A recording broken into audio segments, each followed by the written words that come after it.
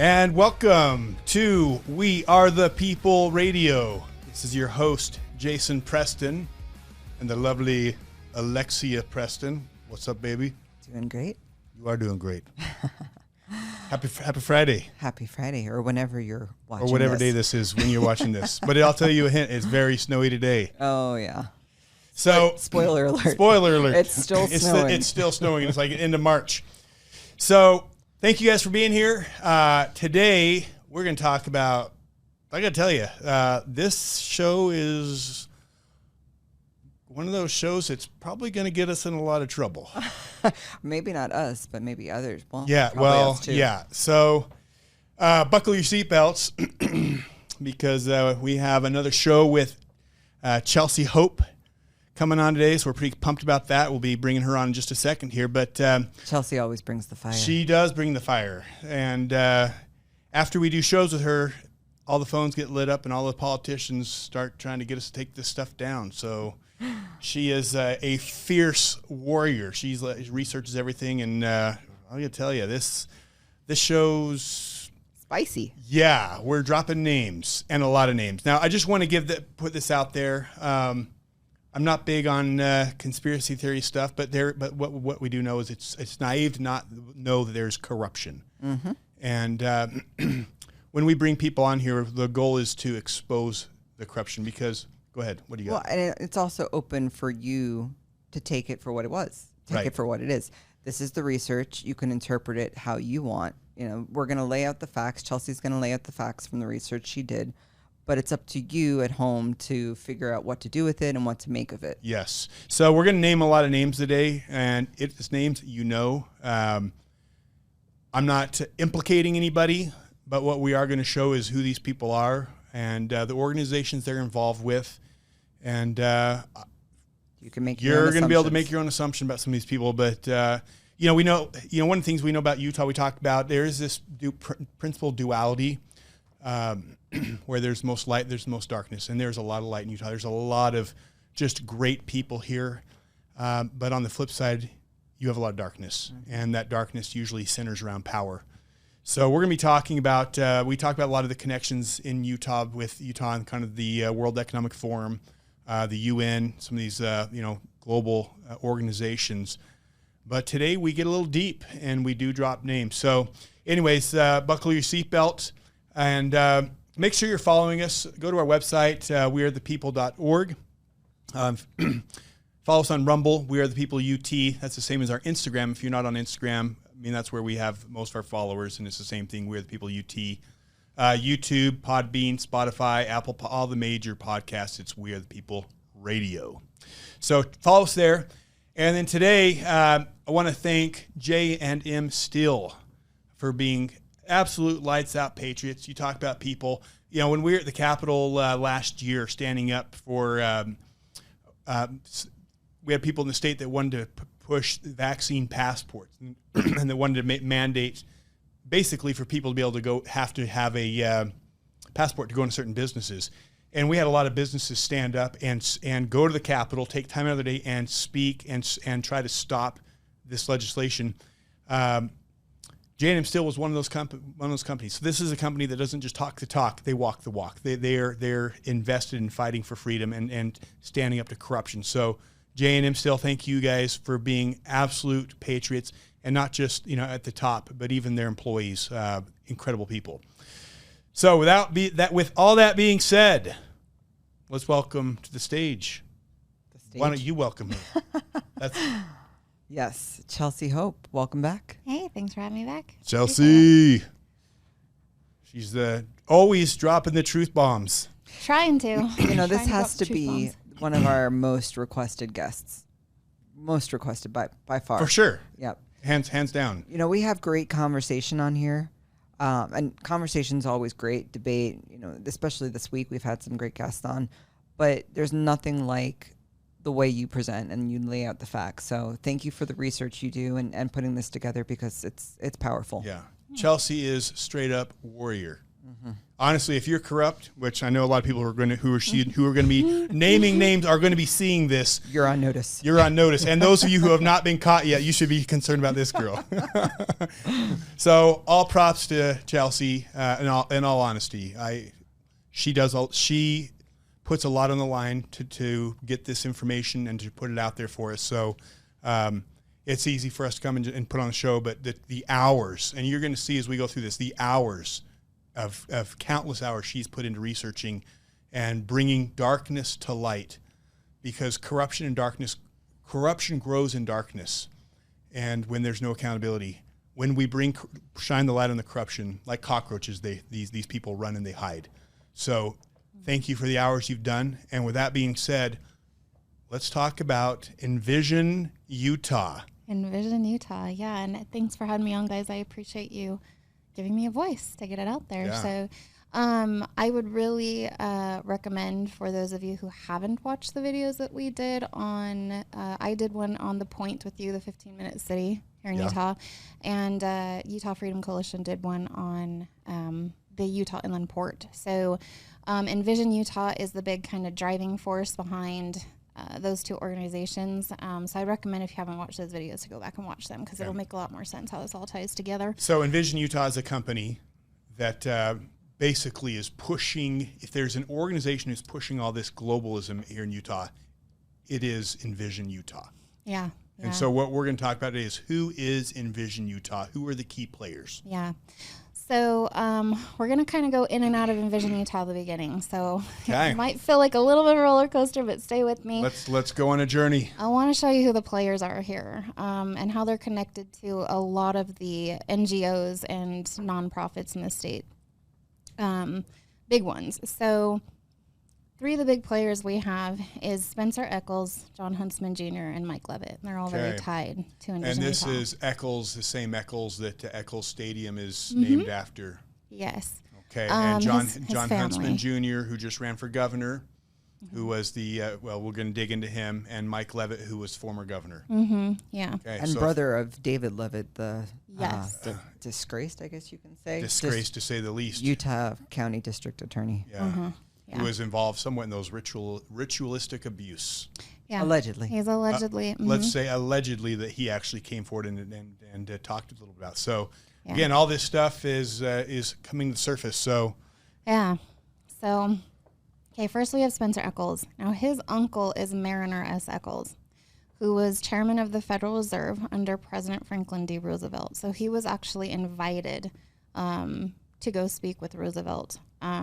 He was a banker who reorganized and consolidated the assets of his father's industrial conglomerate. His father was David, so that's where we get the David Eccles, the stadium, the foundation, and the School of Business. So this is like early 1900s, you know, Great Depression kind of era.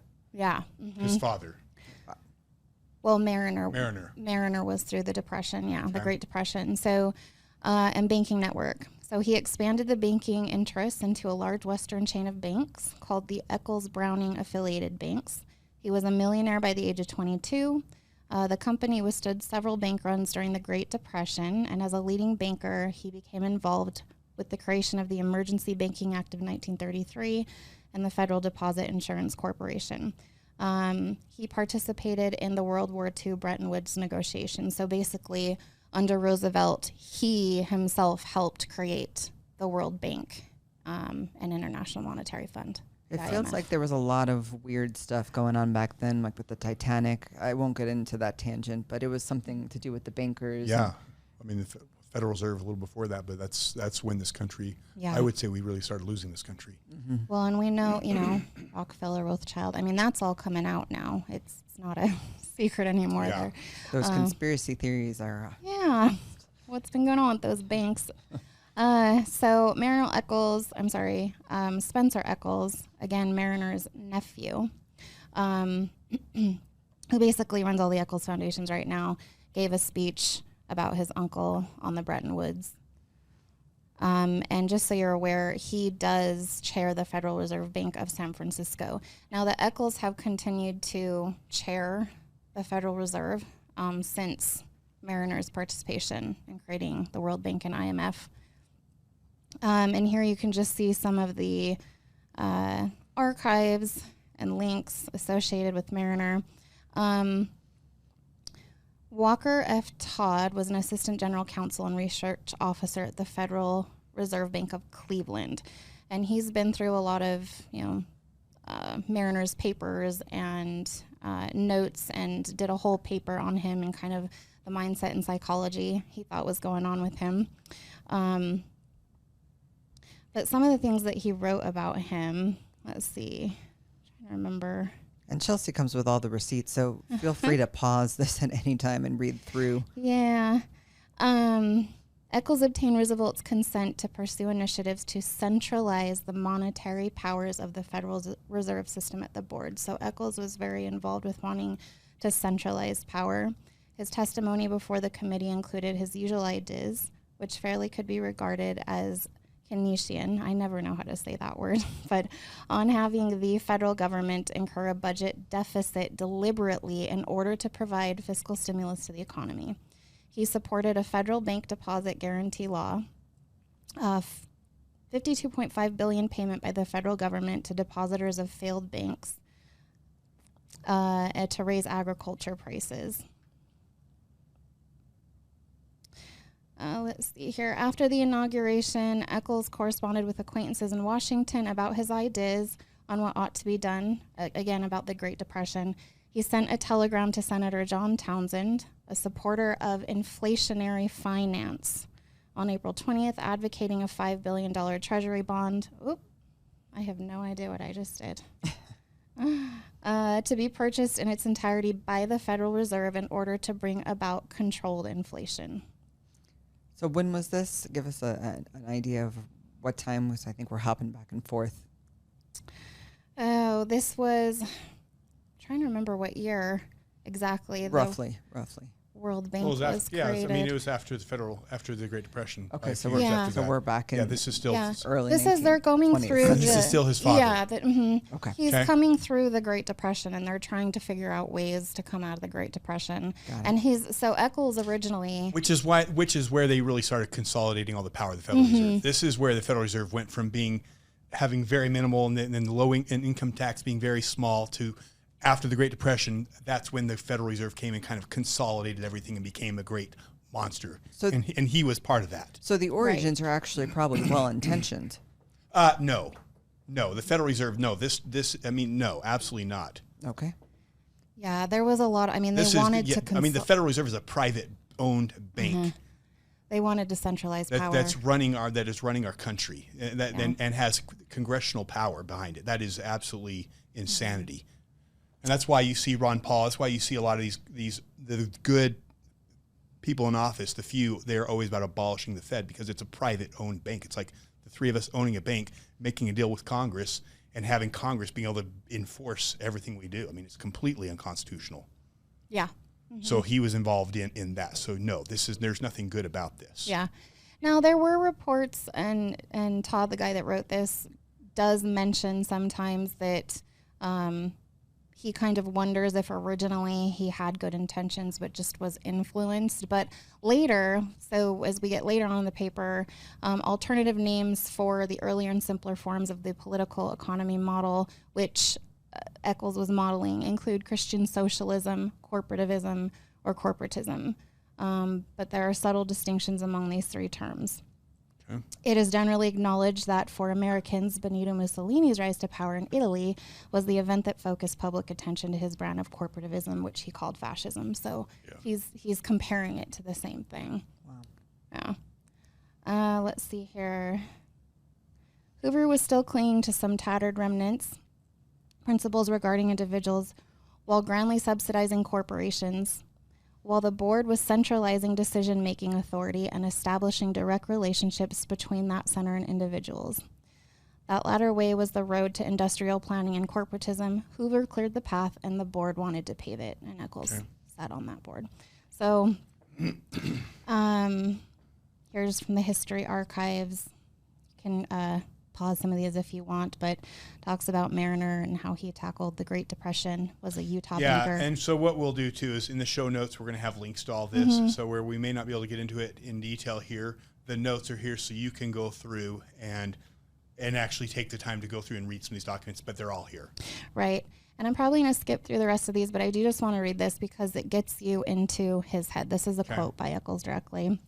We have a complete economic plant able to supply a superabundance of not only all of the necessities of our people, but the comforts and luxuries as well, Eccles said. Our problem then becomes one purely of distribution. Income and wealth, Eccles explained, had not been spread evenly enough during the boom times of the 1920s. Hoarding by people and banks alike took money out of productive use, and the only remedy was government intervention through massive expenditures on home building, public works, and the like. It's a national disgrace, he said, that such suffering should be permitted in this, the wealthiest country in the world. The present condition is not the fault of the unemployed, but that of our business, financial, and political leadership. It is incomprehensible that the people of this country should very much longer stupidly continue to suffer the waste, the breadlines, the suicides, and the despair. Yeah, Does that sound familiar? In other words, a war on capitalism. Yeah. So all those hoarders. Yeah. Yes. I mean, we're hearing those same narratives now. So I've skipped through this. If you guys want to pause and read, you can, and I'll provide links. But so here you have the George S. and Dolores Doris Eccles Foundation. So here again is Spencer Eccles. He sits on the board of directors of that. Okay, so this is Spencer Eccles. This is Mariner's nephew. Mm-hmm. Nephew, which is Rice Eccles Stadium. Yes. Okay. Mm-hmm. Present day. Yeah. Okay, so let's talk about him. Right, and his daughter, Hope, I believe it's his daughter, is married to Randall Quarles. And Randall Quarles, I think he just resigned, but as of pretty recently, he was the vice chairman of the Federal Reserve still. And he's over the Cynosure Group, which is a big group and was founded by the Eccles Foundation. So this is like 100 years later, and we still have the same people. The same family has been running the Federal generational. Reserve. This corruption is always generational. Yeah. So Utah banker, and this is, helps create the World Bank and IMF. So here we have the David Eccles School of Business. Okay. Through the Policy Institute at the University of Utah. Chelcie Gardner Policy Institute through the University of Utah. So they're very closely tied together. And you'll hear a lot about Chelcie Gardner Policy Institute. When our governor or our government comes out and talks about the statistics on whether it's mental health and suicide or the air quality or transit or housing, whatever it is, the statistics and the research and it all comes from the science. Yes, the science. This is basically what they use to back up whatever they want to push, whatever agendas. And then the financials for budget reports to the governor, right. Okay. It's always the Eccles the Chelcie Gardner Policy Institute through the Eccles School of Business or through the University of Utah. So then we have John Huntsman Jr. He began his career as a White House staff for Ronald Reagan, and he has served in every White House administration since except for the Biden administration. He was appointed Deputy Assistant Secretary of Commerce and U.S. Ambassador to Singapore by George H.W. Bush under Bill Clinton. Appointed U.S. Deputy Trade Representative under George W. Bush. And this is where he launched global trade negotiations in 2001, and he guided China into the World Trade Organization. So John Huntsman Jr. played a big part in bringing China. So and I think a lot of our listeners understand the problems with China by now. But China, they have one mission, one goal, and that is to take down the United States. Mm-hmm. They are, the Chinese Communist Party. That is their goal. They are fundamentally at war with the ideas of the Constitution. What most people forget, because our history books don't teach this, how conveniently, is that in the recent, I knew it was going to do that. And I tried to turn that off. I was like, all right. Throw his phone, but I had it close. Those dang crickets. They're always trying to spoil us. They're trying to get you to eat them. All right. Yes, they are. At least it's a soothing sound. It's a soothing sound. All right. So China, third world country, not that long ago. How do they become that they go from a third world country to becoming a superpower that is we are now on the verge of war with? Yeah. Who has more manpower? Like literally, they have, especially combined with Russia, they have the ability to take down this country. How did that happen? It was because our politicians sold our country out to them. Yeah. Where did all our manufacturing go? Everything that made America great and made America an incredible country that made America, and the amazing nation it is, the ability to manufacture. Yeah. I mean, everything we had, we sold out to China on these trade agreements. It was backdoor deals made by our politicians, John Huntsman Jr. especially. I mean, we could go through and name politician after politician after politician, especially right here in Utah, that's been involved making money off these China deals with China and selling our country out. So to me, this is a big one, because when China wages war on this country, it will be because of politicians like John Huntsman Jr. Who sold us out and enriched them, and while they enriched themselves at a cost of putting our children in chains. Right. And, we have a lot of alfalfa farms in Utah that are owned by China. And pig farms. Yes. There was a bill passed this legislative session. I don't remember which one or who it was. I gave public comment against it, and of course they just railroaded over me and ignored my comment. But basically it states that in order to own farmland and land here, you don't have to live here to do it. And I gave comment saying, we have, China owns alfalfa farms here. You are opening the gate for this. And they passed it through anyway. Yeah.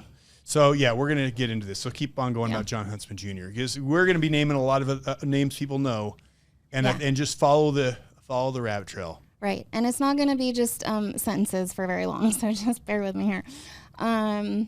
Let's see here. Where did we leave off?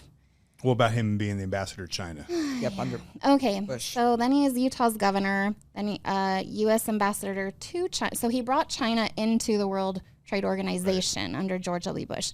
Then he's Utah's governor, and then he becomes the U.S. ambassador to China under Barack Obama. Right. That's just a lovely president to be ambassador to China under. Is that why he left his position as Utah governor? I think so. Interesting. Yeah. Because he was governor from 2005 to 2009, and then 2009 to 2011. He became I think US it was ambassador. after governor. Yeah, he went and became ambassador. Yeah. And then he became the U.S. ambassador to Russia, but he resigned early under Trump. Interesting. Yeah.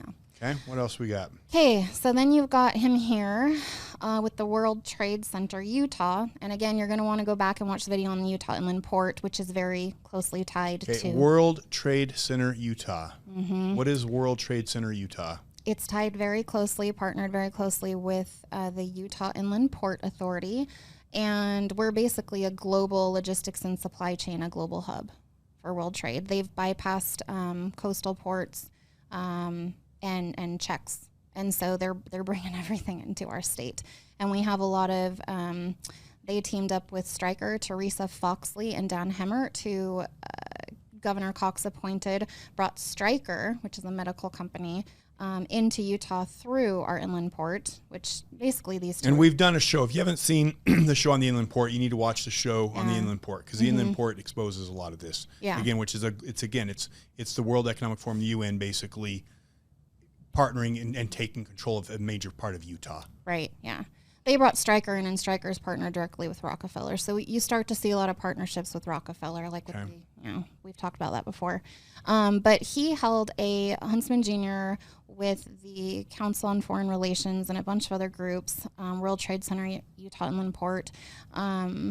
He held a China Challenge Summit at the University of Utah, where they talked about trade with China and U.S. foreign relations with China. I think it was like $350 per ticket. But you can see here, World Trade Center of Utah. He sits on the board. Here's where they had the Challenge Summit. I went back and found they still had the link up. In 2022, the China Challenge Summit will be one of the most important gatherings of leaders and experts in U.S.-China relations, international trade and business, national security policy, and others to provide private and public sector leaders with both strategic insight and tactical advice for operating the current global environment. Is this related at all to the World Trade Center in New York, or is it just... Yeah, they're all connected. No, yeah, exactly. Yeah. How many World Trade Centers are there? Yeah. Well, it's somewhat of a generic name, but it's interesting. We were talking about the UN presence, and UN has their headquarters in New York. It's interesting. There's like sister cities almost. Yeah. The summit was created by UVU and World Trade Center Utah, featured experts on mutual political, economic, and security interests between China and the United States, Experts included former Deputy National Security Advisor Matt Pottinger, U.S. China Business Council President Craig Allen, UVU President Astrid Tuminez. Also, Council of Foreign Tell us Relations. about her, Alexia. Tell us about Astrid. I was just looking at her bio on the UVU website, and she's actually a proud member, a permanent member of the Council of Foreign Relations. And if you don't know who the council or what the Council of Foreign Relations is, that should be 101 as far as corrupt globalist organizations. In fact, that's maybe one of the most corrupted groups, consolidated groups of power as far as these people. So the fact that she's a permanent member on there should be alarm bells going off for people who know what that organization is. If you're bored later and looking for something to do, just take a yander into that little rabbit hole. Go look that up. Let's see here. And former U.S. Ambassador to China, John Huntsman. We're not here to fall back on conventional wisdom and sound bites, Huntsman said. We're on the front end of what will be the defining decade of the U.S.-China relationship. So that was held here in Utah at UVU. Right from the Utah Inland Port Authority, Utah is positioned to be a leadership position in funneling cargo into the interior of the country, where it can be handled more appropriately. And again, there's no checks, and they're bringing all sorts of stuff. And again, go in. back and see the video we did on the inland port to get into a deep dive there. All kinds of trafficking. That opens the door for. So this is Huntsman Jr. just off the U.S. Securities and Exchange Commission with the Huntsman Corporation. He is tied to Vanguard and to BlackRock. Oh, I did Vanguard twice. There it is, BlackRock. And then Vanguard is also tied to Stryker, which again is Rockefeller, which we brought into our inland port. These are some of the his assets, funds, and holdings. So you can see Ford, Chevron. They're not all on here. Hilton Worldwide, Caterpillar, Huntsman Corporation. Now, you can click into any of these and it will take you on a spider web through all of them. But one example of some further connections here is Caterpillar. And on the board of directors for Caterpillar, we have David Calhoun, who is the head of private equity portfolio operations of the Blackstone Group, which is connected to BlackRock. And he has also he's funneled, and later if we want to bring on the tax forms and financial documents, and I can show you how they're funneling it, we can do that. But he's donated to Mitt Romney's campaigns. And then you see Susan Schwab. Now this is the Marriott International. And then you see Susan Schwab again. That's funny. It's the same group of players. Okay. And David Marriott, right? Okay, now he's not on the website, but if you look at the Security Exchange Commission. All public records. Right. So here you've got David Marriott, Susan Schwab. They serve with Mitt Romney. All the same people. Yeah. Marriott International. Okay. And now remember this name, Arne Sorensen, okay? Just so you guys are aware, Marriott International is directly partnered with the World Economic Forum. And sad because we love Marriott. Yeah. In order to be a partner with the World Economic Forum, you have to make a commitment to implement their agenda in your local communities, which is why they're pushing Agenda 2030 so much here, which, again, go back and watch some of the other videos we've done, and we show you that. Yeah, it's sad because, again, I love Marriott. A lot of these, I mean, on the surface, all of this might even sound good. Some companies you trust, some names you trust, initiatives that sound great on the surface. But when you peel back the layers and you see what's underneath, you realize it's a lot more nefarious. I mean, and that's kind of one of the things that talks about in the end times is how the darkness will be brought to light. These people have been, and it's hard because it's a lot of people you see that seem like good people in the community that do a lot of good. And some of these people do good. But the fact of the matter is there's some very nefarious things happening right beneath our noses here in Utah. And there are some, you've got, I'm sorry, there is evil here. There are these players that they're evil. They've sold their souls. And masquerading as good. Yeah. That's the worst type. Right. And that's like the George Bushes.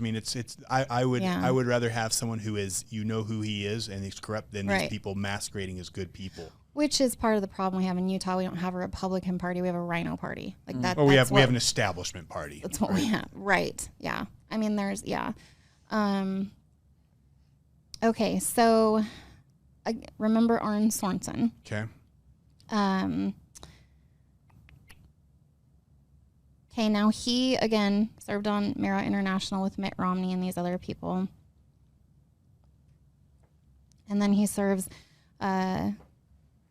he has connections to Vanguard and BlackRock. And he serves on a board directly with Bill Gates. I think Arne Sorensen actually just passed away recently, but we've got these ties here. And then Meta Platforms, which is Facebook and Metaverse, which is bringing in the fourth industrial revolution. Right. So the artificial intelligence, all that stuff you're hearing. Okay, so back to Huntsman here, Salt Lake City. He's connected to Vanguard, Capital World Investors, and BlackRock, State Street, Invesco, Charles Schwab, Wells Fargo, which I believe was acquired by the Eccles, Bank of New York, Bank of Montreal, Canada, and then Rothschild. Rothschild, yeah. Yeah. So that's Huntsman Jr. connected to him. And you can see he's got Huntsman's holdings in Netherlands and offshore accounts. So we won't get too much into that. We'll move on to Mike, and bear with me, and we'll start to show you how they're connected kind of to everything throughout the state here. So Mike Leavitt was governor of Utah, administrator of the Environmental Protection Agency under George W. Bush, which has a lot of power here now. U.S. Secretary of Health and Human Services. Then he chaired the National Governors Association. He led Utah's preparation for the 2002 Winter Olympics, which I find interesting because that was around the time where that whole bribery and fraud scandal happened. A few people, I don't know if they were resigned or fired, I can't remember, but Romney and Eccles ended up on the board together running that, and it just so happened to be at the Rice-Eccles Olympic Stadium, and this is the year that they assured all that surveillance in. So now they're looking at doing the Olympics here again, 2030, ironically. Yeah.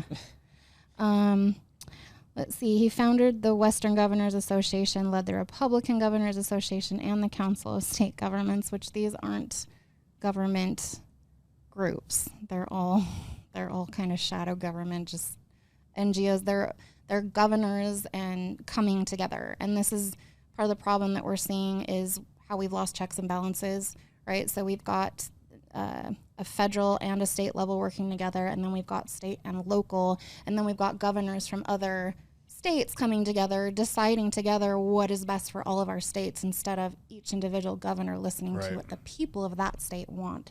And they're pushing these agendas everywhere. So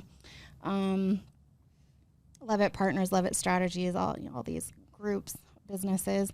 Okay, and then the Chinese government awarded him the China Public Health Award. It's the first time this award has ever been given to a foreign government official. He must be a really good global citizen. That's a China. High ESG score. Yeah.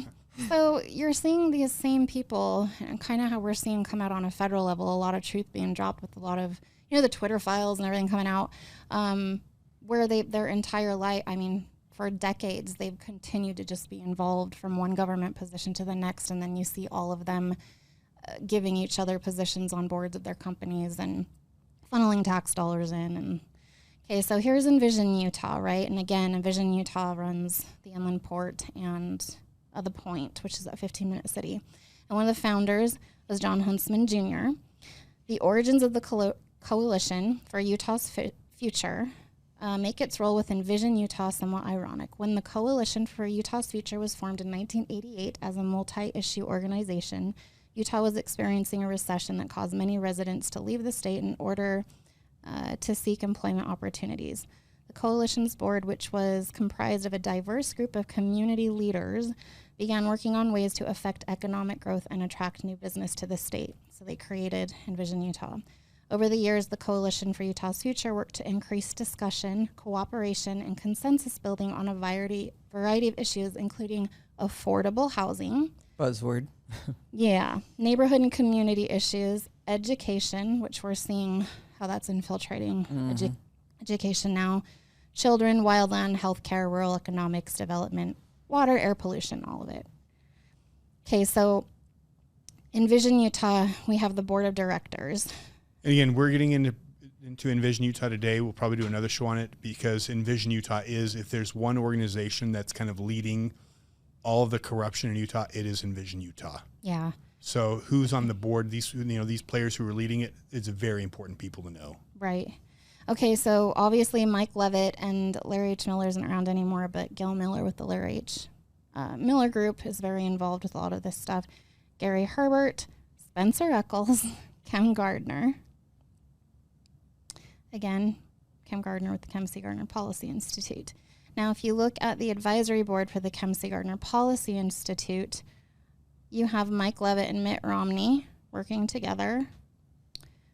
Gail Miller again. Scott Anderson with Zions Bank. Remember that name? Yeah, Gail Miller, she's also involved with Secure the Vote, which basically gutted the Republican Party and took the power out of the people and the party itself and turned the power over to the politicians and corporations. So,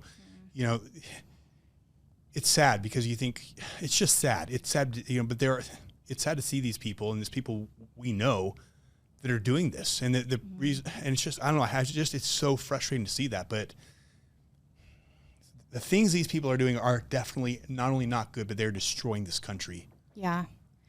So Mike Levitt again. So we have these same players. Ann Milner with our Utah State Legislature. And pay attention now. We're going to be probably saying a lot of more familiar names for people on a local level. A lot of state legislators and state reps. Yeah. And again, why do we have, Mitt Romney, a U.S. senator, with state legislatures? And you'll see, it's a big old club, and you ain't in it. Yeah. George Carlin was like a prophet. It's so true. Eccles. And then I was going to say Spencer Cox, so our governor, Brad Wilson, Stuart Adams. Okay, these are all politicians she's naming off right now. Yeah, these are all on the legislature. Brad Wilson is our Speaker of House. Senate President, so this President of the Senate, Stuart Adams. Representative Brian King, Senator Karen Main, and then mayors Aaron Mendenhall and Jenny Wilson. And if you don't know who they are, they're all politicians at some level. Yeah, they're it is like mayors. This was what was very frustrating when we ran for Congress. Is it was very clearly became very obvious to us that it is a big club, and if you're not going to be part of the club, yeah, and especially if you're trying to take the club down, expose them, that club will unite and come after you. Yeah. And keep with us, and you'll understand why. So this is the Legacy Partners to the policy, Chelcie Gardner Policy Institute. They've contributed at least $100,000, at least. So Zions Bank is one of these players, and Robert Spenlove, who's one of our legislators, lists that he works for Zions Bank, and we saw. Remember the name Scott Anderson was Zions Bank. Yep. So we dig into Zions Bank, and we look at their board, and we have Scott Anderson, right? Eric Levitt with the Levitt Group, which Mike Levitt. Mm-hmm. David Levitt, same Levitt family. Yep. Again, Gail Miller and Ann Milner with our state legislature. And then Astrid Timinez, the president of UVU, which Council was of there Foreign Relations. And helped hold the thing on China. Is there a conflict of interest being a state legislator and holding these types of roles? There should be. What's funny is, and we're going to show you this in just a second. We're about to find a major conflict of interest. So let's go into it. So Jacob Anderegg, who's one of our state legislatures as well. Do we know who that is? He's actually our state rep. He's our state. Okay, tell us about him. This is interesting. Yeah, what should we know about this guy? He's also connected to real estate. He's the vice president of community development of Zions Bank as well. And just in case you think this is a fake LinkedIn account, I grabbed his conflict of interest statement that he had to file with the legislature. Yikes. And he is indeed the vice president of community development for Zions Bank. Isn't there a lot of development going on in Lehigh? Oh, I'd say. He's also involved in real estate. I think there's at least 26, if I remember correctly. Okay, guys, 26. Look, Utah, get yourself under control. These are your reps. These are your reps. Mm-hmm. This is clearly corruption going on here. Yeah. And I'll come back with financial documents and tax forms. And this is the problem I got with, Curtis. So many of these people, the whole goal is we've left serving the people. And it's all about being a part of the club and get rich off the backs of the people while this country is falling apart, while our kids are being indoctrinated, while we're on the verge of going to war with China, while we've been absolutely locked down and businesses shut during COVID. These people are doing get-rich schemes and conflict of interest and making money off our backs. Mm-hmm. And this spider web is not just something that came out of COVID. This is something that's generational. It's generational, and it's a mix of corporations and government. That is fascism. Yeah. There's a reason that they don't want term limits. Yeah. All right. So let's see here. Don't skip anything you need to skip with him. He is also on a political campaign consulting company. He's a manager for that. Political Insight Consulting, LLC. And a manager for Skyline Investment Holdings, LLC, which is real estate and other investing. So, yeah. And this is, we are also going to get into the media here in a minute. Mm-hmm. In fact, let's just go let's go because we're going to talk about the media and why this stuff's important. So keep going. You're doing a great job. Okay. And remember, Mitt Romney, Josh Romney, Jacob Anderegg, Brad Wilson, I'm with Destination Homes. Yep. They're all involved in real estate and, real estate association. So, so here's Zion's. I just thought I would show you from their own documents that they do have the diversity, equity, and inclusion and ESG clauses. Yeah, they're pushing all the woke stuff. Mm-hmm. Governance, environmental, social. And this is for their wealth management clients have access to ESG and socially responsible funds to align their investing with their environmental and social values. Are they being socially responsible? No. And see, here's the funny thing. They team up with these global agendas and groups to push this whole green revolution. But, towards the end, if we have time to get into the energy part of this, the green revolution, green energy, it isn't green. They're all involved in petroleum and fossil fuels. And they have stake in it. So, okay. So then the next legacy part. So that, remember, Zion's Bank, we kind of went into Zion's, but they're a legacy partner for the Kempsey Gardner Policy Institute, right? Then you've got Salt Lake County. So there's your tax dollars, guys. Salt Lake City Corporation, Mountain America, the Gail Miller Foundation, KSL, and Deseret News. Wait a minute. So the media is in on this stuff? Media. Is there a reason the media doesn't talk about this? No wonder no one knows about any of this stuff. No wonder. No wonder all the articles that you see that are, involved with Policy Institute or Huntsman they're always good. No wonder the media always favors these politicians, and when you try to run against them, they slam anyone running against them and prop them up. Imagine that. Imagine the media's in bed with these guys. Right? Trust the experts. Okay, so Utah's Governor's Office of Economic Opportunity. So that's our governor's government website. So there's more of your tax dollars, guys. And Chelcie, by the way, here's what I really appreciate you. I really appreciate that we're not just coming here saying, these guys are bad, these guys are.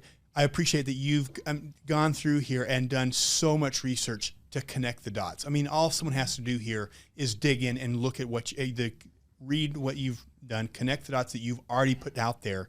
And this is pretty damning. But this rabbit hole is deep. You can follow one and then realize that the spider web goes out tenfold. Yeah. Okay, so let's keep going. I want to make sure we have time to get through some of this. Yeah, this is 1/1000th of my mind maps at home. But and again, it's surface level. We have an hour, right? But I'm happy to dive deeper, show tax documents, and all that. So Intermountain Healthcare is also a funder, a contributor. Now, if we look at Intermountain Healthcare and their board of trustees, imagine that. Mike Levitt pops up again. Again. And Scott Anderson. Again. Oh, and Spencer Eccles. Again. Gail Miller. Again. And imagine Ann Milner. Oh, it's like watching a play, and it's always the same cast of characters. Yeah. But the theme is always the same. People are getting rich, and people are being exploited, and opportunities are being exploited. So, and Yeah. The frustrating thing is when you're sitting at legislative session and you watch these groups and these nonprofits and these NGOs come in and lobby for policy that you know are pushing an agenda because you see who they're partnered with. You can see on the screen Intermountain Healthcare is also, now remember Marriott International was, Intermountain Healthcare is also partnered directly with the World Economic Forum. So they're lobbying global agendas at our state legislature, and then they're wanting funding and grants to push these initiatives. And they're putting their people in office. Mm-hmm. And then our legislature. Or buying our legislators. Right. Well, and our legislators. Or putting our legislators on their boards with them. Right. Legislators who are sitting on these boards financially benefiting from these boards already, they watch their own organization come lobby to them. During legislative session, it's all theater. Yeah, and of course I'm going to vote yes, unanimous. Yeah, I'm on the board. Right. I'm profiting. And I mean, right here on this screen, Intermountain Healthcare is part of World Economic Forum. Yeah. So it's sickening to watch. Just so you're aware, Intermountain Healthcare is pushing. I believe that we don't lie to our children and we don't feed in a delusion. We get them the help that they need. They are pushing the LGBTQ plus suicide prevention. They've partnered with the Utah Pride Center. Now, I could understand if it was... Intermountain Healthcare we're talking, right? Yeah. Mm-hmm. I could understand if it was to get them the care that they need, but they've partnered with the Utah Pride Center. And when you look up the Utah Pride Center, they're sending... they're giving this to them as a resource. It's for the Utah Pride Festival. Sign up for youth programs, including youth prom tickets. So it's, we're pushing that sexual agenda. I won't get too much. Does this also get into like the gender reaffirming surgery with minors and all sorts of things? That's much more. Yeah, actually, I'll go back here because you can see. Because I can almost understand the pride stuff. The alphabet soup, it is what it is. But once it starts getting into the gender reaffirming surgeries and things that go around the parental consent, that's when my alarms all go off. And there was actually a my alarms go off through it all because the objective here is to put people at war with each other. Yeah. That is the objective, is to create a nation of people who are at war, and of people who are either victims or they're the oppressors. Yeah. And whether and in the Marxism, that is the Marxist strategy, and that's what they've done since they took down Russia, since they took down China, Cambodia, and they've done it here with race. They're doing it with people's sexuality. Yeah. They're trying to do it now with weight. But it is constantly, you're a victim and these people are the oppressors, and it is trying to put us at war with each other when the real enemy is not each other. It is the puppeteer who's trying to create this. So the fact that they're pushing all this pride stuff, it is pushing that, is helping bring on a revolution to this country. I'm sure we'll do another show. I'd love to do one just talking about the mental health crisis too, and that's tied into a lot of this stuff. And then you get into the gender reaffirming, and then we're really breeding a future crisis, not just the breakdown of the family and society, but also for generations to come. If there's even, it's blurring the lines. If there's even families, they're destroying Exactly. the very idea of the family itself. Exactly. Yeah. And they're bringing lead mental health therapists in. And, Envision Utah has teamed up with the governor to bring therapists and psychiatrists to work for the state, and they can have debt forgiven if they'll come work for the state. But which ones do you think that they're hiring? Oh, Yeah. And we've got lead mental health therapists for hire, so at the Utah Pride Center. So, so Intermountain referrals for LGBTQ and gender affirming care here. Okay. And there's two pediatric, one to Maryland, and a gender social worker. So, really quick, I just wanted to point out Merit Medical is one of the big players, and this will tie in more to kind of the health stuff when we go over health and mental health and education. But I did want to show you that Ann Milner and Scott Anderson also sit on this board. Ann Milner's actually over the shareholders, and both of them are specifically over ESG. Wow. So, wait. Who are those two players? Ann Milner and Scott Anderson. Scott Anderson is specifically over ESG? Yes. What does that mean?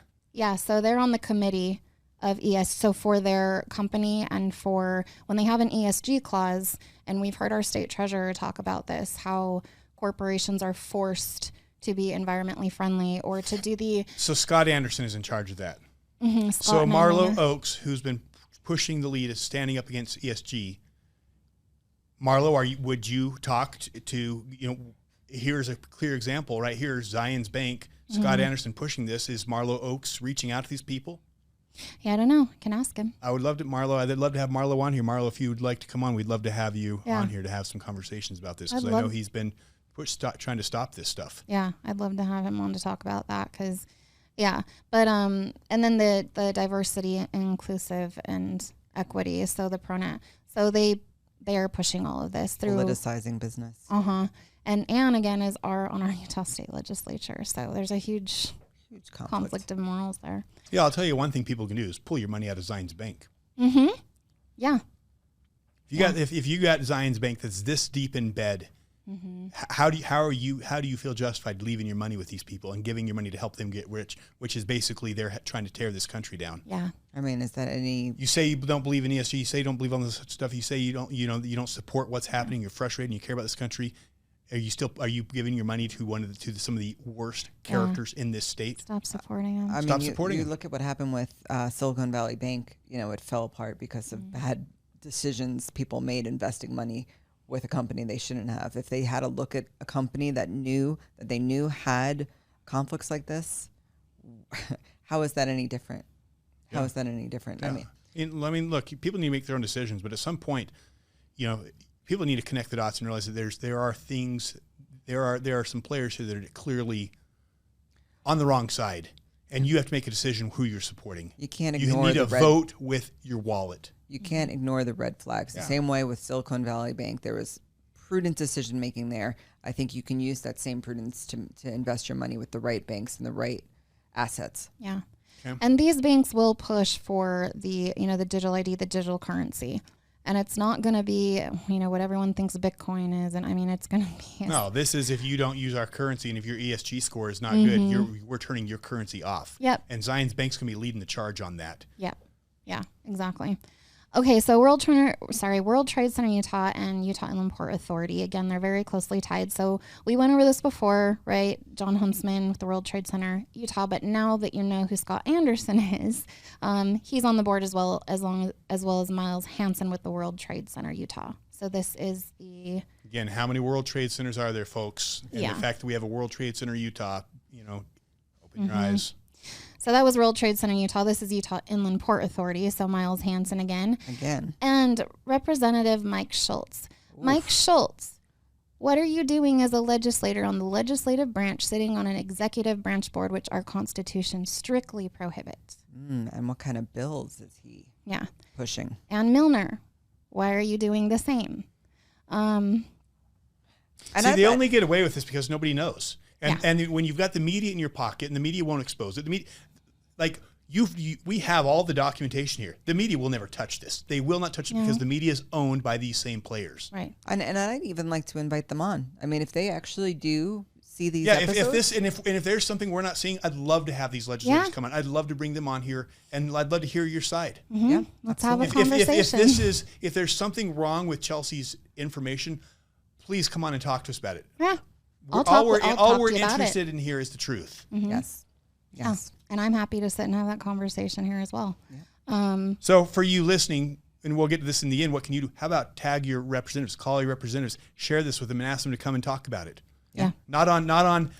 Well, they won't discuss it on any of the national or state media companies because the state media they don't want to expose it. Right. They don't want to shine light, but come here where we will have the hard conversation. Mm-hmm. Yes. And like I was saying earlier, we do have, the evil players here. We do have those who Klaus Schwab would call useful idiots, right? They think they're doing the right thing. Or they're just getting paid handsomely and just close their eyes to just, I don't want to really look what's going on and I'll just take the money. I think that's the majority.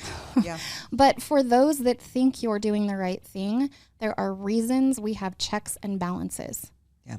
You're not supposed to be doing these things and you're doing them especially when our country is literally on the verge of collapsing right now. Literally on the verge of collapsing. Yeah. And you're over here focused on actually speeding that collapse up instead of protecting our country and buying our children more time. Yeah. And the ultimate checks and balances really should be by the people, but it's easy to, look at all the work that you put into this. It's easy to get distracted in day to day, and it's hard enough to pay attention to legislative session, let alone to these rabbit holes. Well, they brought in over 1,000 bills, and we were drained. We weren't sleeping, trying to read them. And here's the thing, you can't just read one bill and think you have the whole picture. You have to cross-reference it with so much other code because they sneak these things through because they think you don't understand how it connects with another bill. And then just random multi-subject legislation. Yeah. So Representative Stevenson, same question. Ryan Starks, that's okay. This is an executive board. Technically, the inland port isn't really a executive branch, government branch, though. It's just an NGO. These are nonprofits, right? But Ryan Starks works for Cox. And I accidentally did this twice. That's okay. Sorry, guys. It gets edited. Yeah. Okay. So the global advisory board for this, really, I'm not going to go through everyone, but I just want to point out. For this, meaning the inland port? The World Trade Center, Utah. The World Trade Center, Utah. Okay. Intermountain Healthcare. Shocker. Amanda Covington, which also sits on Chelcie Gardner Policy, and you'll see her pop up other places as well. I'm just trying to focus on a few people so you don't get lost, but she's also with Larry H. Miller. So Gail Miller.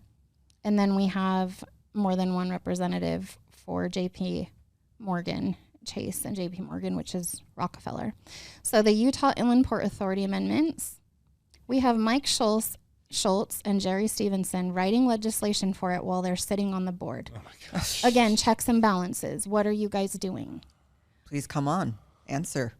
We'd love to hear it. You know, people have been reaching out to Mike Schultz for a long time, trying to get answers on the port, and he won't return calls. I can see why. There was a meeting that I had with legislators where Brad Wilson was reached out to come talk to me about some of the stuff that we talked about before with the water, and he would not respond. So here's a call to action. If that's your legislator, shoot him a note politely. Ask why. Yeah. You can tag him in this. You can send this on. We'd love to know. Oh, I can promise you they'll see it. I can promise you they're not happy about this. Well, I've already gotten messages before, so. Yeah, and I should put the disclaimer on the show. None of us are suicidal, so. Yeah, I'll second that. And my car works fine, and I'm not planning on hiking any big cliffs this winter. Yes, exactly. Okay. So then Jeff Stainquist, I don't know how to say his, I don't know him very well. Stainquist. Yeah. He's on here. Same question for you. Big supporter of the flag too, I believe. Part of that club. And this we've moved on to the point. This is the point of the mountain. And so the point is the 15-minute city, the one they're building over at the prison. Yeah. So which Envision Utah is also running the show basically. And Jerry Stevenson also sits on this board. And again, the point there's a video on the point we did on 15-minute cities. If you haven't seen that, go watch it. Yeah. But basically, it's a 15-minute city is a surveillance city that the World Economic Forum has come out with, where they see basically by 2030 most of the society living in these 15-minute cities where they live under, it's a surveillance state. Yeah. And where basically you have to have permission to leave that 15-minute city. Right. And I provided all the documentation and all of the framework from our own government websites, and so it's all there. It's all there. There is no theory there. I mean, it's all there in our own government's website that they're building a 15-minute city. Yeah. It's actually insane. Yeah. There was actually a side note on that. We almost had a license plate scanner bill passed, but my understanding is the representative who was going to run it stopped it when they realized what it could do. And he said, I don't do communism, and he stopped. Oh my gosh. Wow. Shout out to him. Wow. Can we give him? I think Burton, Well, whoever that was. Kudos. Awesome. Yeah. Thank you. Yeah, it's nice to know you have Something someone who good. has a spine back there. Yeah. There's good news. And that's the thing our legislators need to realize is, every time you create a bill, you're creating a tool. And if it's possible that tool could be weaponized against the people, if it gets into the wrong people's hands, you should not be creating that tool and throwing it out there. Anytime there's pros and cons to both, letting the people handle it or letting government handle it, we always want less government. Don't write the bill. Yep. That's right? a good rule of thumb. Were you going to say something? No, it's just sad because, a lot of legislators, they won't watch even this content because the Dan McKays, the bullies, the ones who kind of hold the most influence, try to label us as mean or they throw these labels out there to try to discredit what we're doing because they know we're like coming after these people and trying to expose them. And so you have so many legislators who I think have a decent heart, but they're afraid to like listen to this stuff because they're told, oh, it's any of these guys that talk about election integrity, they're conspiracy theorists or whatever. Far right extremists. Is like, no, it's actually, we just want to have our country and our state not taken off a cliff by you people. And when you break it down, it's really just common sense. And I mean, look, and the reality is this stuff is all here. I mean, this is not like theory. There's no theory. There's no speculations. Everything you've shown is like literally researched. And even if there wasn't some big nefarious thing going on, which we've shown plenty of documents that there's not good things going on in other episodes. The benefit of the doubt, sure. But even then, there's a huge conflict of interest here. And again, we have checks and balances. That's right. That's for a reason. Don't do it. Regardless, it's illegal. I don't care how good of an idea you think it is to bring all the greatest minds together. Our Constitution prohibits it. Don't do it. Yeah, we're not a big fan of fascism around here. Stop it. All right, let's keep going because I don't want to run out of time. Yeah. Okay, so the Point of the Mountain still, and Alan Matheson is the executive director of the Point of the Mountain Authority. Okay, now this is from the Governor's Office of Economic Opportunity. Matheson was previously the executive director of the Utah Department of Environmental Quality. It's funny how they move around. You'll start to see they just shift them from one department to the next. Senior policy advisor to Governor Herbert. So again, players in the government for a while. And state planning coordinator. Before joining state employment, Matheson served as executive director of Envision Utah. And now he's serving on the Point as executive director. Founding director of the Utah Water Project and shareholder in a Phoenix law firm. And we've gotten into water on other shows before. That's a whole other... And we're going to do another episode because there's a lot of updates on that. Oh, wow. Okay, so Alan Matheson is also the brother of Scott Matheson, and he's uncle to Jim Matheson. Now, Scott Matheson was Utah's former governor, and he's married to Norma Matheson. What is it with the Governors Association? It's just a common thread. That's why it's referred to as a shadow government. I mean, it sounds all conspiracy theory, but then when you see them all coming together, it's what they're doing. I mean, Ezra Taft Benson, who most people in Utah know who he is, literally said, there is no conspiracy theory, it's a conspiracy fact. Yeah. At General Conference, and he was the Secretary of Agriculture. So, I mean, he was deep in bed with the government. I think he had an idea what he's talking about. Right. Well, and we've heard what's the difference between a conspiracy theory and the truth about 6 months. Yeah. I mean, it's hard to be alive and see what's going on now, especially with all the origins of COVID and how they use that to not see that there are nefarious people and actors. And if you want to call it conspiracy, call it what you want, but there is evil, there is corruption, and whatever you want to call it, it's there. And these people are clearly connected and working together. Secret combinations, call it what you want, but there's clearly corruption. And to not think that stuff's going on is to have your head in the sand. Okay, it's in the Bible. It's in Revelations over and over and over about the last days. And we're in Utah. It's in the Book of Mormon as well. I mean, it's in all the scriptures. It's everywhere. And again, I've said it before, the devil hasn't gone anywhere. He's always been here. He hasn't gone anywhere. And, if we were back in a time where, Stalin again or Hitler, and we were trying to warn people of these things coming, we'd probably be called crazy. That's probably what was going on. Right. But these things happened, and we see these patterns over and over and over throughout history and in the Bible. So, right. Okay, what do we got? Okay, so Alan Matheson, who's the executive director of the Point, right? He's the brother of Scott Matheson. So brother-in-law of Norma Matheson. Scott was our former governor as well, but his wife Norma launched, I believe it's Count My Vote, with Mike Levitt and Gail Miller, who pushed the ranked choice voting. And what's really interesting is right now, as we're recording right now, at UVU, there's an event hosted by the Herbert Policy Institute, I think it is. And who do you have involved there? It's all the same players again. Right. Pushing ranked choice voting, while the Republican National, the RNC, came out just recently and said we are, as a Republican Party, against ranked choice voting. And here we are all in Utah trying to push it down. Everyone's trying to implement it. But you got Mark Cuban there. Mark Cuban's there, so it's got to be good, right? Well, it's insane. Again, Utah is crazy. When you see that our news media coverage is partnered with these people, you can understand the articles of how much Utahns love it. No, we don't. Yeah. We all hate it. Yeah. Nobody's. Okay.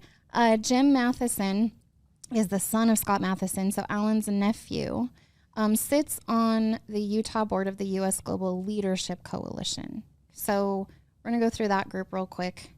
Yeah, there's something about this generational corruption.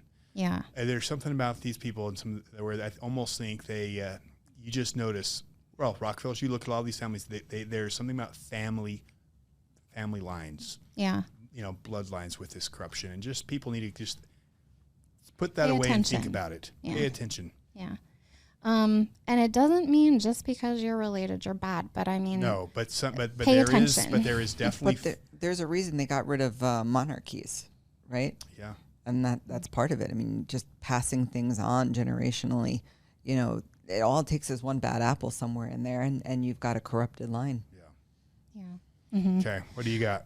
Okay, so we'll go on. And just a quick note. So if you go to any of our government websites, you know, the Department of Air Quality or Water, any of our government websites, and a lot of these smaller nonprofits, you'll start to see like funders and sponsors and partners, all these same groups show up. Zions Bank and Intermountain Healthcare, they're sticking their tentacles into everything to where they have power to implement agendas onto all of these boards. So, okay, the U.S. Global Leadership Coalition is basically a bunch of NGOs and government officials coming together to implement what it is that they want. So we see a lot of the green energy and electrifying everything, this whole movement.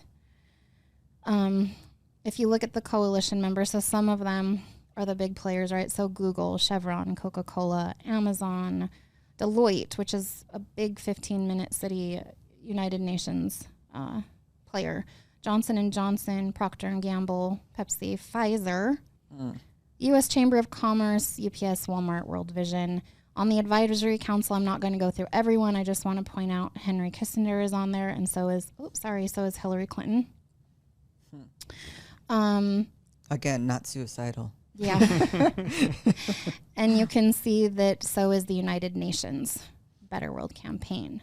They're partners, so they're funders, sponsors. We have Bill and Melinda Gates Foundation, Johnson & Johnson, Pfizer, Open Society Foundation, which is George Soros, Global Innovation Fund, and the Rockefeller Foundation. So all the big players, right?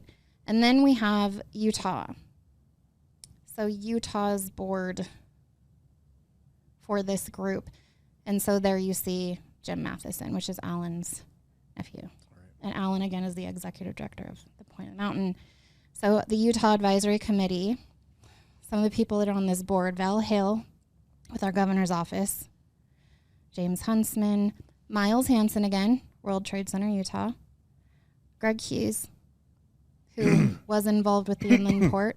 I would love an explanation. Yeah. Greg, you're welcome on the show. I'd love to hear your thoughts on that. Anytime. Yeah. Not calling you out, just would like to understand that. In his defense, I have heard that because he was involved with the port for a while, that he's realizing that it's not so good and he's changed his mind. But let's hope so.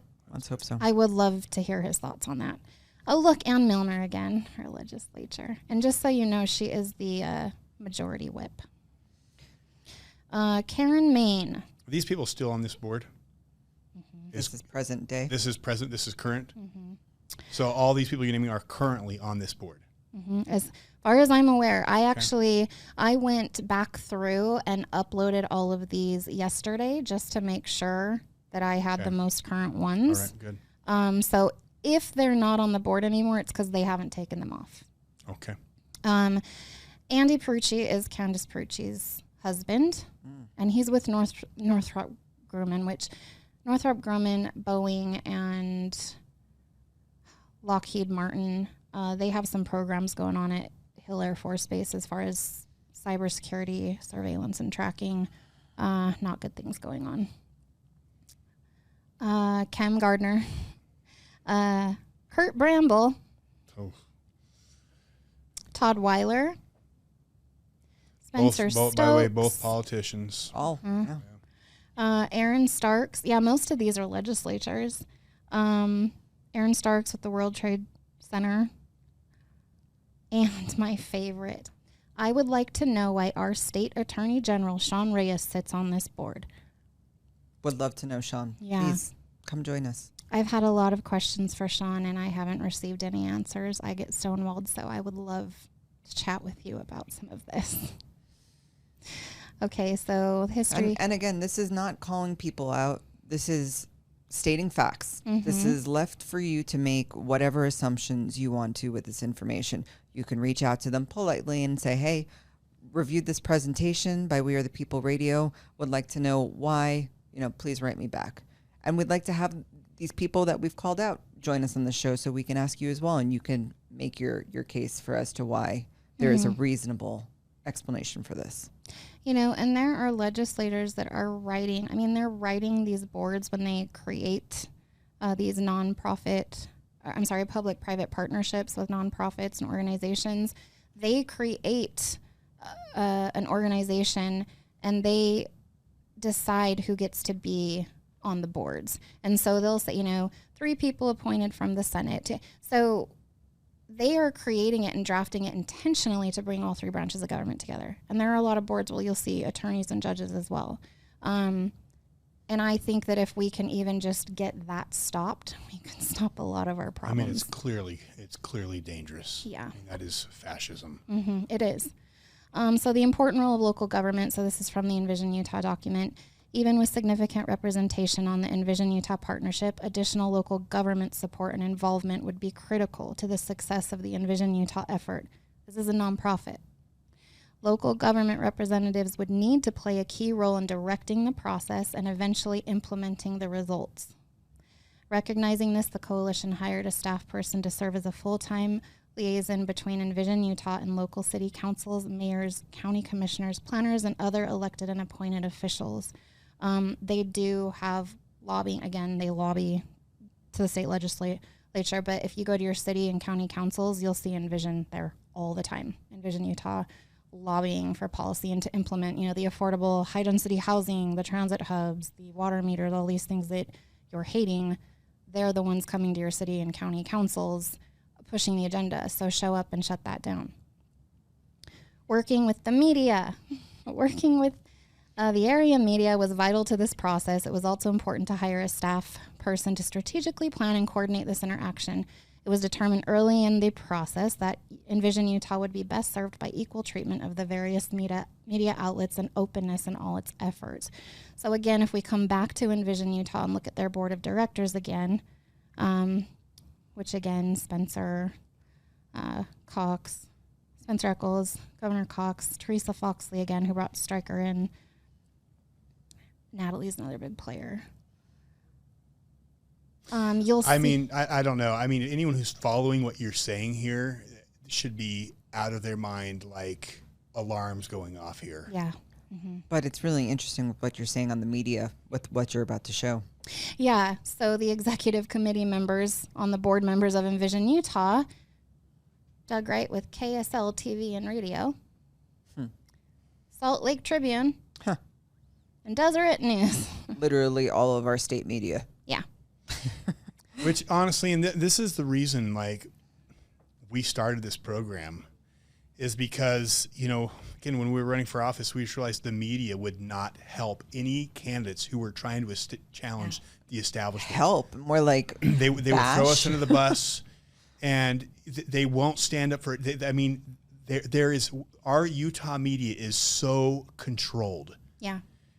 And it's like and so as a result, you have all these people who are good people who just listen to KSL and listen to Deseret News and say, well, it's not the Trib, so this is the good media, so I can trust what they say. These are the good guys.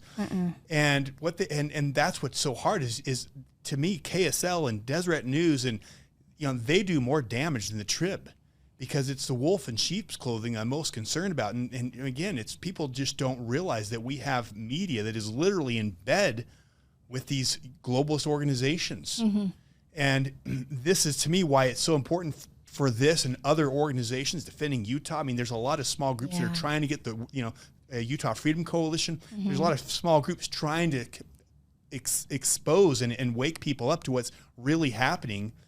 And we've got to get this type of media out there more. We've got to get it shared. We've got to get people hearing what's actually happening. Because I don't think we got a lot of great people in the state that don't want this type of stuff happening.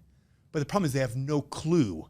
They have no clue this stuff's happening underneath their nose. They think Zion's Bank. Oh, Zion, that's a church name. Let's put our money with that. Yeah. It's like but they have no idea that there is this level of this nefariousness and this corruption, this darkness right here in this state, and it's all the same players. I mean, you think of this word called secret combinations, and it's like and the scripture's like, well, it's you'd see it in your day, and it's going to be there in your time, but it's like, well, where? I mean, it's like literally right in your face. Right. Yeah. Yeah. Like literally all the big companies are in bed with this. Yeah. And it's like there's this we just can't. Everyone's like, oh, in the last days, you can't. The number of the beast and all these things are going to happen, but people don't realize.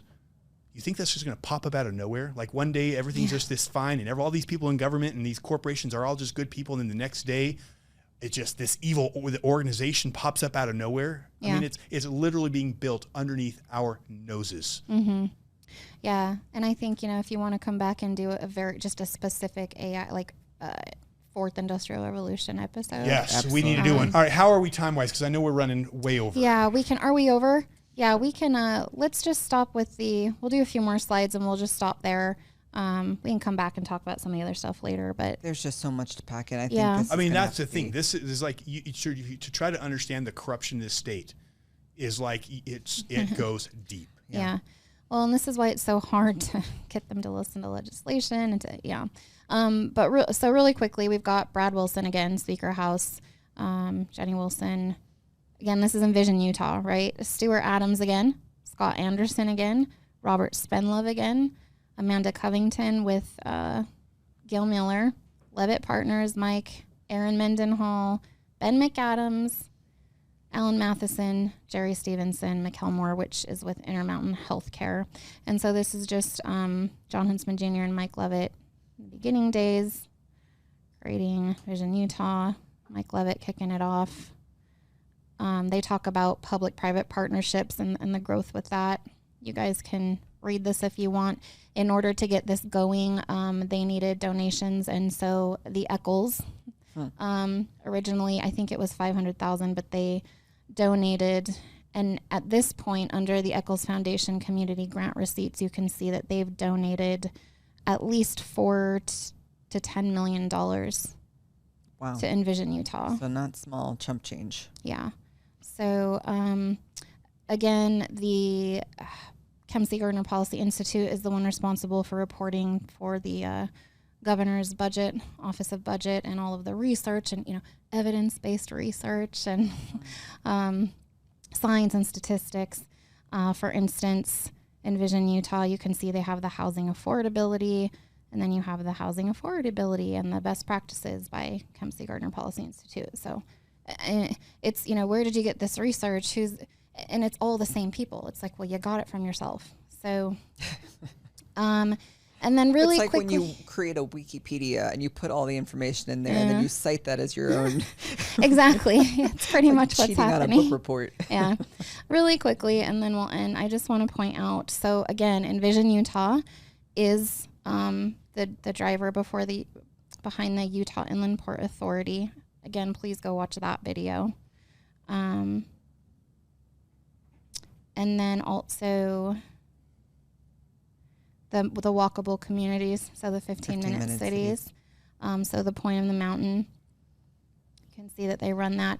And then again, Point of the Mountain State Land Authority was created by Lowry and Stevenson. I love that you show the bills. Yeah. I love that you show the bills. Yeah. How do they refute this? We'll have a lot of tax documents and a lot more bills next time. But Stevenson, and then, of course, they sit on the board. There's created this. The authority is an independent, nonprofit, separate body, corporate and politic, with perpetual succession whose purpose is to facilitate the development of state land, a political subdivision of the state, and a public corporation. No conflict of interest there. That is how they wrote it. So they knew what they were doing. The authority and the Point of the Mountain state land are not subject to the municipal land development local districtors. So there's a lot of rules and laws that they don't have to follow. So they exempt themselves. Yeah. So we do have something called Public Infrastructure District Act. So they're the public infrastructure districts, and they're their own districts that can create their own infrastructure projects. So all the water infrastructure, the transport, all of the stuff that we're seeing that we'll get into more in depth next time. Which sometimes gets confused with special districts. So, yeah. I think there's 4 different types of districts right now, so we can go over that at some point. But they're doing a lot of wordplay and name changing right now. It's getting kind of weird. So creating entity means the county, municipality, or development authority that approves the creation of a public infrastructure district. But the development authority also means the Utah Inland Port Authority, the Point of the Mountain State Land Authority, so that they can create their own districts. The Military Installation Development Authority, which that's like a police state. That's a whole separate. We're going to get into these. All need a deep dive. We will get into these. We will do deep dives into these. Just there's a lot. There's a lot to deep dive here into Utah, and we will. So, bear with us. Just it's incredible. Each public infrastructure district is governed by and has the powers stated in this chapter and power of all local districts, so a lot of municipality. So there's actually 4 now. There's a Utah Lake Authority pillar, so there's like 4 authority pillars. But between the 4 of them, they do have the power to levy and collect taxes, including property taxes, enter contracts, create and issue their own bonds. They can annex land and property in certain situations. Your personal property. Which they have tried to do. There was a case in Utah with Salt Lake City where they took it all the way to the Supreme Court. They can exercise eminent domain. And there is no constitutional authority behind this whatsoever. In fact, it's probably the exact opposite. Yeah. Literally. Yeah. An article in the new form of local government when it came out that could double your property taxes. I won't get too much into this, but the Utah Inland Port Authority Crossroads Public Infrastructure District successfully closes a bond sale. I think it was for $150 million. I know we're way over, so we won't go too much further into this, but there's a lot going on with these groups and these nonprofits and these districts. And yeah. Well, welcome to Utah. Yeah. So those of you thought you knew Utah, welcome to Utah. Yeah. But this is why I've always said we're at ground zero. I mean, we have some of the greatest people in the world in this state. I mean it, and greatest patriots. But there is also the greatest corruption. Mm-hmm. And I want to finish with this quote. Throughout history, it has been the inaction of those who could have acted, the indifference of those who should have known better, the silence of the voice of justice when it mattered most that has made it possible for evil to triumph. And that's what's happened here in Utah. It has been, that is the story of our time. There is so much corruption happening on almost every level. That's what's crazy is we're assaulted. It's like, when you're fighting, if you're a fighter, the key is to, just hit someone at so many different angles they lose track of where the next punch is coming from. And that's where we are as a country. Whether it's our schools, whether it's our border, whether it's our finances, whether it's, there are so many different levels that we are under attack here that it's almost like we just want to give up, and that's where we are. But, we are on the winning side. And I think that's the thing we need to remember is this is a battle of light and dark, and we know what side wins. And what an awesome time to be alive. What an awesome time to make a difference. So I want to challenge and just please ask you, this stuff the darkness has power when it remains in darkness. Evil has power when they remain in darkness. We can bring it to light. And I want to thank Chelcie for, I can't even imagine how many sleepless nights to bring all this together. The least we can do is please share it with your friends. We need to get this information out. Call your representatives. These are your representatives that are involved in this scandals and stuff. Call them out. Ask them what they're doing. Share the video with them. Tell them to come. We're happy to bring these guys on and have a conversation. If we're missing something here, let's have a conversation. Mm-hmm. Like, we don't want to throw in. Look, if you're a good person and we're missing the ball here, we just see a country that is on the verge of falling, and anyone who has kids should be terrified of what's coming. Right. And if we don't stand up and get the corruption under control, we are going to pay a price that every nation in the history of this world has paid once they let their politicians get out of control. Yep. So share this with your friends. Special thanks to J&M Steel. And all the advertisers and sponsors, people who are helping us financially, because it obviously it's difficult to get this level of a show out. And so thank you for our advertisers and for people who are listening. Feel free to go to our website. You can donate. You can buy our shirts. But please help us get this information out. We are in a war, and it is information warfare. The left understands it, and it's not the left. The establishment understands it, and they own the media. We have to get control of the media. We need to get control of the narrative, and that's what we're doing here. So we are going to win. God bless you guys. God bless America, and thanks for joining with us today.